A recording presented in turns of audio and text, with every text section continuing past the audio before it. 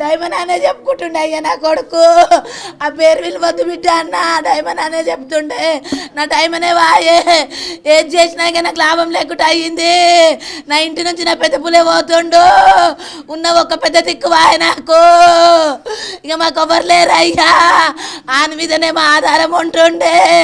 ఎన్ని చేసినా నా కొడుకుండ అన్న నాకు అండ ఉండే. నా కొడుకు పోయినాక చివరిసారిగా మీతో శ్రీకృష్ణ ఏం మాట్లాడారమ్మా? మమ్మీ నువ్వు ఇంట్లోండి నేను వస్తా అని అన్నాడు. డాడీని తీసుకొని వస్తా అని పోయి ఇంత పని చేసుకోండి అయ్యా.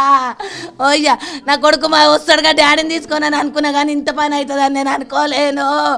ఓయ్యా ఇంత పని జరుగుతుంది అంటే నేను తోలకపోతుంటే నా కొడుకుని. ఓయ్యా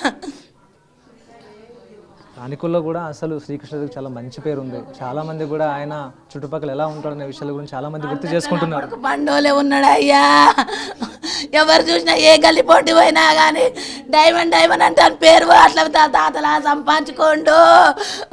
డాడీ నేను ఎట్లా చేస్తా చూడు డాడీ అన్నాడు, ఇదే చూపించిండు అయ్యా మాకు. ఓయ్యా ఇక నా కొడుకు నాకు కనబడాడు.